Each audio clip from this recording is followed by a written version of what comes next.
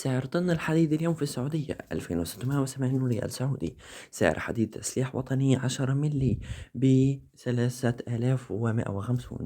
سعر حديد تسليح 8 ملي وطني إلى 3740 ريال سعودي. سعر حديد تسليح 18 وطني ب3024 ريال سعودي. سعر حديد تسليح 16 وطني ب3024 ريال سعودي. وحديد تسليح 14 و12 بنفس السعر. سعر طن حديد تسليح 6 ب4140.